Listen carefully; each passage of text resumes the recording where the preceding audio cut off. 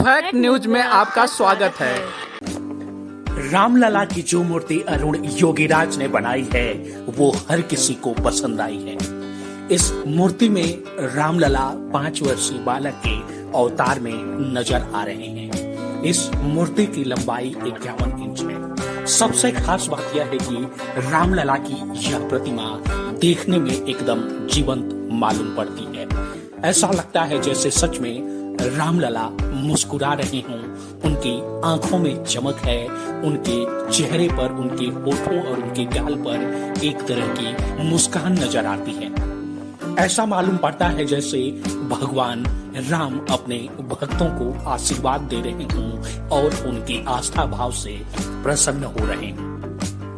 मगर क्या आप जानते हैं कि अरुण योगीराज ने इस प्रतिमा में जान फूंकने के लिए क्या कुछ किया, क्या तरीके अपनाए और किन विधियों का, किन नियमों का पालन करना पड़ा? चलिए हम आपको बताते हैं। दरअसल रामलला की मूर्ति बनाने के लिए सबसे पहले मूर्तिकार सत्यनारायण पांडे का नाम सामने रखा गया था। इसके बाद जीएल भट्ट का नाम भी पेश किया गया। इन दोनों ने शिला पूजन भी किया।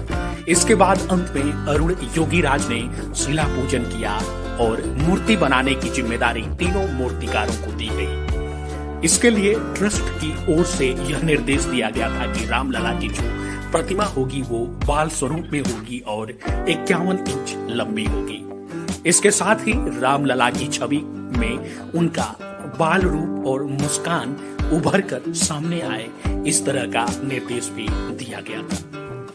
रिपोर्ट के मुताबिक मूर्ति बनाने का काम अरुण योगीराज ने सबसे अंत में शुरू किया था। अरुण योगीराज ने रामलला की मूर्ति बनाने के लिए कई सारी किताबें पढ़ी। रामायण से दैवी स्वरूप के श्लोक को उन्होंने समझा।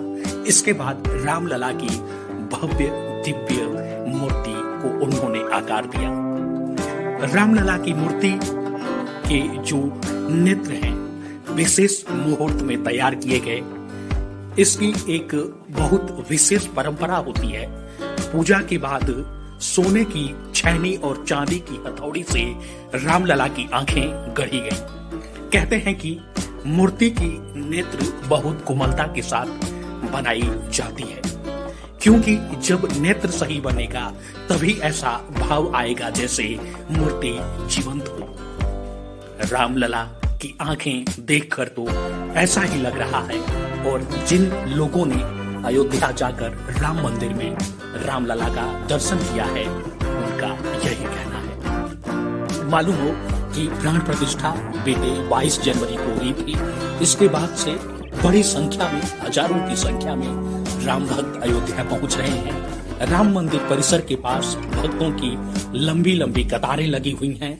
लोग रामलला का दर्शन करने के लिए, उनका आशीर्वाद पाने के लिए आतुर हैं और माना जा रहा है कि अभी अगले कई दिनों तक बड़ी संख्या में भक्त अयोध्या, उनका जो जाने का सिलसिला है वो जारी रहेगा।